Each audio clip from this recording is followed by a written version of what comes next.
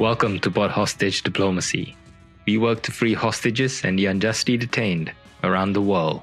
Together with their families, we share their stories and let you know how you can help bring them home. Now, when it comes to using the family for Russia to get what they want, if that's the case, they've picked the wrong family, because I'm not going to carry water for the Russian authorities. These are some of the most courageous and resilient people among us.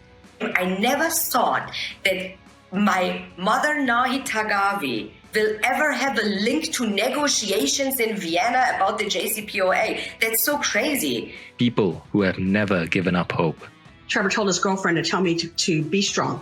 So I'm trying to be strong for Trevor. You know, if Trevor can cope with what he's dealing with, exactly, we can sure cope with the stress. People who will never stop working to reunite their families. We'd like to meet with the president. We believe that, he's surrounded by lots of experienced and educated advisors, but I don't believe that any of them have ever had a child taken hostage by a foreign country, especially not a superpower like Russia. And we'll be right there by their side until their loved one comes back home. Because if enough people care, then the right people will care enough. I'm Darren Nair, and I've been campaigning with many of these families for years. When I first started campaigning with these families, I noticed they struggled to get the media attention they needed. So I decided to create this podcast, which is a safe space for the families to speak as long as they need to about their loved ones and what needs to be done to bring them home. Nobody can prepare you for what our family is going through. Even if someone had told me 1 year before, in 1 year this is going to happen, prepare yourself. That's impossible. Thank you for listening, and welcome to Pod Hostage Diplomacy. Shahab Dalili is an American lawful permanent resident from Virginia. He is a husband and a father. His wife and children are all US citizens. In 2016, Shahab went to Tehran to attend his father's funeral. He was then arrested and has been wrongfully imprisoned in Iran to this day. Iran has a long history of arresting foreign citizens and residents on false charges, putting them in solitary confinement in prison without giving them access to a lawyer or any medication, forcing them to go through a sham trial, and then sentencing them to years in prison for a crime they didn't commit. These innocent individuals are then used as bargaining chips to extract concessions from their home country. This is state-sponsored hostage-taking, also known as hostage diplomacy. Now, for our listeners who aren't aware, a few years ago, the Robert Levinson Hostage Recovery and Hostage-Taking Accountability Act was signed into United States law. This law was named after Robert Levinson, who worked for the FBI and CIA. He went missing on the Iranian island of Kish in March 2007 and was sadly presumed dead a few years ago. He is believed to be the longest held hostage in American history. This Robert Levinson Hostage Recovery and Hostage-Taking Accountability Act sets out the criteria for the Secretary of State to determine whether US nationals are being detained unlawfully or wrongfully, and also establishes into law the following organizations within the US government: the Office of the Special Presidential Envoy for Hostage Affairs, the Hostage Recovery Fusion Cell, and the Hostage Response Group, which all work together to bring Americans held hostage or wrongfully detained abroad back home. This act also authorizes the President of the United States to impose sanctions on any person the President determines is responsible for or complicit in hostage-taking or unlawful detention. Now, one very important part of this Levinson Act is that it applies to both US citizens and US lawful permanent residents. The US government has publicly stated there are 3 US citizens currently wrongfully detained in Iran and has called for their release. These 3 individuals are Siamat Namazi, Emad Shargi, and Morat Tabaz. The US government has never publicly stated that Shahab Dalili, a US lawful permanent resident who is within scope of the Levinson Act, is wrongfully detained and has never publicly called for his release. Now, the US government has publicly called for the release of other wrongfully detained US lawful permanent residents, such as Jose Pereira, who was wrongfully imprisoned in Venezuela, and Paul Rusesabagina, who was wrongfully imprisoned in Rwanda. We and Shahab's family would like to know why the US government has not classified Shahab as wrongfully detained or publicly called for his release. We had the honor of interviewing Shahab's son Darian Dalili in September last year. You can listen to the episode wherever you get your podcast, watch it on YouTube, or listen to it on our website, spothostagediplomacy.com. We tell all the families we interview that we'll keep campaigning right by their side until their loved ones come back home, and we mean it. We'll keep you up to date on their cases using SITREP pods like this one or breaking news pods. Today, we have the honor of speaking once again to Darian Dalili. Darian, we're so sorry that the nightmare your father and your family are going through still hasn't come to an end. Thank you for joining us once again. Thank you for having me. Thank you for your listeners who are listening, and I greet them warmly, and hopefully we can get my father back home as soon as possible. For our listeners who haven't listened to our previous episode, can you please give them a summary of what happened to your father? Sure. I think your monologue went through some of it. So the family, including him, all of us came to the U.S. and we received our legal permanent residency back in summer of 2014. Then more than a year after that, like spring of 2016, almost 2 years after that, we were all still American residents, and my father flew back to Iran to take part in his father's funeral, and he was arrested in the taxi that was bringing him to the Tehran airport, like just minutes, hours before his flight back to Washington. And since then, the rest of the family, we've been here. We have become naturalized. We're all U.S. citizens. It's been a very, very tough, almost 7 years at this point, just a few weeks short of 7 years. We're so sorry to hear that, Darian, and we'll do anything we can to help bring your dad home. Now, we last spoke in September last year. Since then, many things have happened in Iran. One of them was the murder of 22-year-old Mahsa Amini in police custody. She was detained by the Iranian morality police. Her murder sparked nationwide protests in Iran, as well as protests around the world. These protests have transformed into what activists are calling a female-led revolution in Iran that is still ongoing to this day. The Iranian regime have tried to crack down on these protests in a brutal manner that has resulted in more innocent Iranians being killed. This led to widespread condemnation from other countries around the world that decided to impose more sanctions on the individuals responsible for these atrocities in Iran. Now, during these protests, a fire broke out in Evin prison, where your father is being held. A number of prisoners died and others suffered health issues as a result of smoke inhalation. Was your father affected by this fire? Fortunately not. The ward that he was in was close enough that he heard a lot of the commotion. I believe he even was able to smell the smoke, but not to an extent that it would cause any health issues fortunately for him and the other prisoners in the same ward.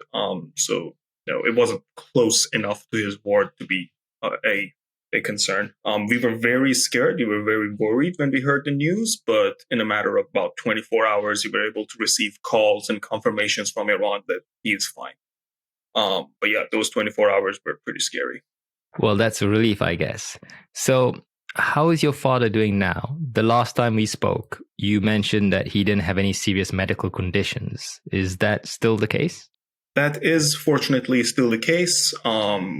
He is, he is now 60 years old, turning 60 very soon, turning 61 very soon. My apologies.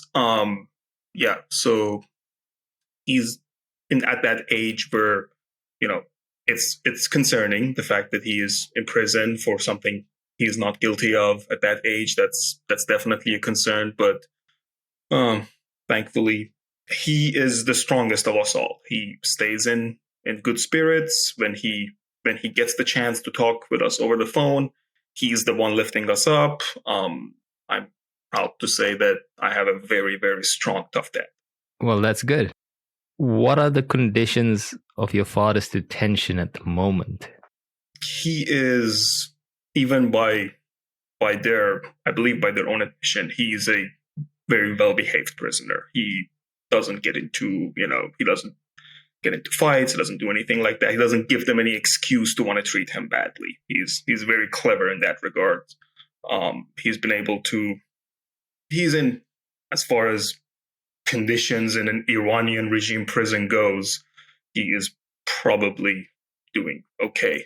But yeah, their prisons are not particularly well maintained. You don't know what you're breathing when you're in there. It's a tough situation.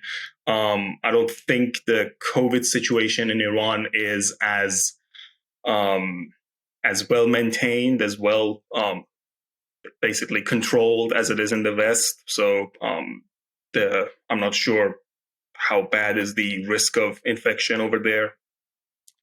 Overall, like I said, the situation remains concerning, but the only thing that makes us happy is that we get regular weekly calls, sometimes bi-weekly, sometimes he's not able to call us weekly, but we get calls here and there, short conversations, 10 minutes, 15 minutes. We just know that he's fine. We just know that he remains in reasonably good spirits. And that's the only positive point. In October last year, 85-year-old American citizen Bakir Namazi, who had been held hostage in Iran since February 2016, was released due to health issues and was allowed to leave the country to get medical treatment. He is now reunited with his son Babak Namazi in the United Arab Emirates. However, his other son, Siamak Namazi, who has been held hostage in Iran since 2015, is still in Evin prison. What are your thoughts on Bakir's release? I believe that his significantly advanced age and health conditions played a really big role in that. To me, that sounds like the Iranian government wanting to make sure that if something happened, it's not on their hands, kind of trying to make sure that, okay, we are making sure that if something happens with this individual who's in his 80s, which I wish him really good health and I wish him a quick recovery, of course. But that to me seems like the Iranian government just trying to basically make sure that they are cutting the risks of international backlash. I absolutely agree with you. He was being held hostage because the Iranians wanted to extract a concession from the United States. A dead hostage is of no use to the Iranians, and it's only going to cause them more problems. So that's why they had to let him go. Yeah, so I completely understand. According to recent news reports, there have been discussions of a potential prisoner swap between the United States and Iran. The US government has stated that no deal has been agreed between the US and Iran on any prisoner swap. The US has publicly stated, as I said, there are 3 Americans currently wrongfully detained in Iran: Siamak Namazi, Imad Shaghi, and Murad Tabaz. Your father has not been included in these public statements by the US government. Are you concerned that if a prisoner swap does take place, that your father will be left behind? We are absolutely concerned with that. It is just a devastating thought to have that this reach could be agreed, concessions could be made to that regime without my father coming back home. That's just a devastating thought for my entire family. Every time I think about it, it really breaks all our hearts. We have been trying through multiple diplomatic channels to try and reach out to the State Department, try and basically push them on to making a statement, try to push them on basically agreeing that my father is wrongfully detained. And we will keep doing that. We will keep the pressure up through people that we know who can reach out to them, including your podcast. I assume your podcast is listened to by people who would be hearing that message. So yeah, we are trying our best. The only positive part was their denial that no deal has been reached. That was positive because we don't want that deal to be reached before my father is recognized as wrongfully detained. So that was the positive part. The contradictory statements from the Iranian government versus the US governments are the sort of things that put hostage families like us in a lot of okay, is it happening? Is it not happening? Has a deal been reached? Has it not been reached? It's a kind of a weird condition to be in, and not particularly pleasant either. But I hope that their denials are true. I like to believe that they are. We don't want any deal to be reached without my father being part of it.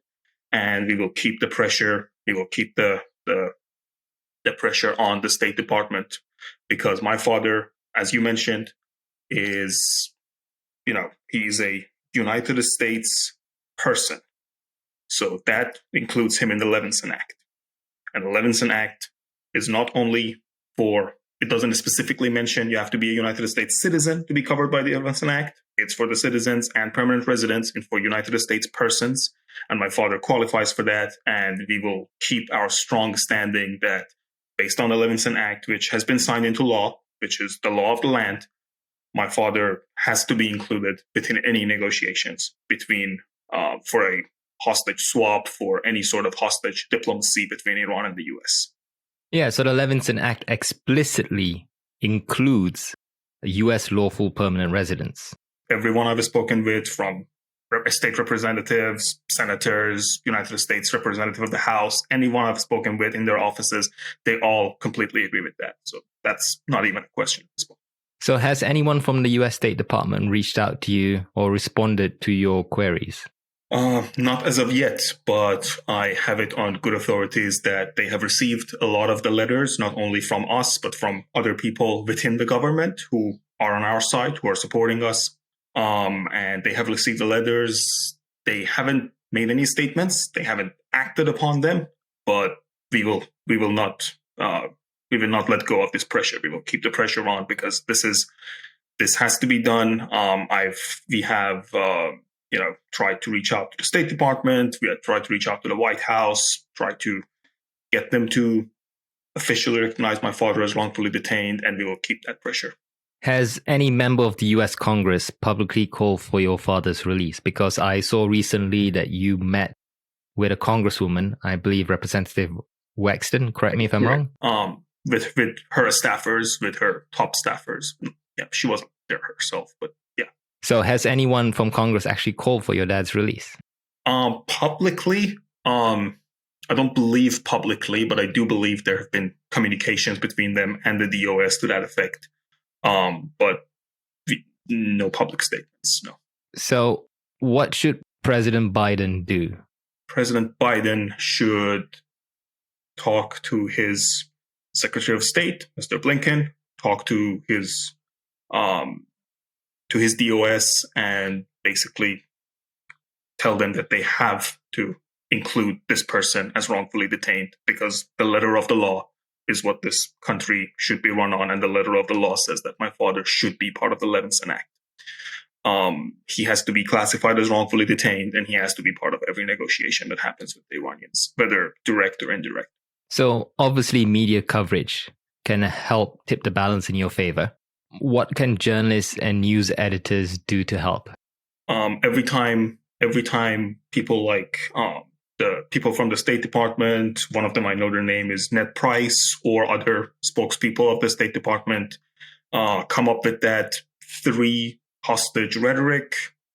The follow-up question should be, what about legal permanent residents like Shahab Dalili?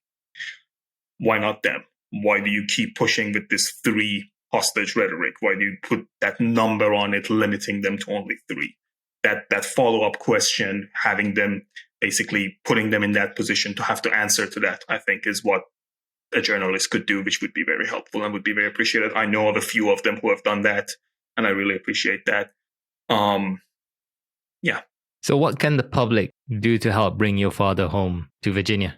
Yeah, especially for Virginia residents, just pick up your phone, call your House reps, call Senator Kane's office. He and his office have been helping us a lot. Ask for a public statement. Ask for just basically let them know that you are with the Dalili family. Let them know that our pain and suffering has been acknowledged by you. That would help. That would definitely help.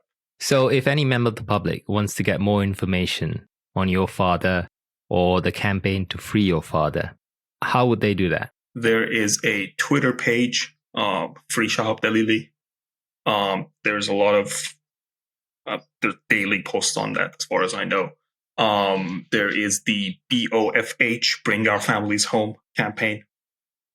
Again, on Twitter, on Instagram. There's the Hostage Aid Organization. We know the people who work there. They are very helpful people. Again, that organization is a good one to follow on social media. You send them messages. You put comments on their posts. They are good. They answer you if you have any questions. And if they reach out to you with any questions and you send those questions to me, I'll be happy to answer them if one of your listeners. There are multiple different social media platforms that are calling for the release of my father, thankfully. So, Darian, we're almost at the end of our interview. Is there anything else you'd like to mention? I wish for my father's acknowledgement as a unlawfully detained prisoner by the United States. And I'm just grateful to you and your listeners for remembering us, for, allowing me this opportunity to have this sit rep. Let's make sure the Levinson Act is followed by the letter of the law. Darian, we say this to all the families we campaign for. We'll be right here by your side until your father comes back home to Virginia. Thank you for taking the time to speak to us today. Thank you.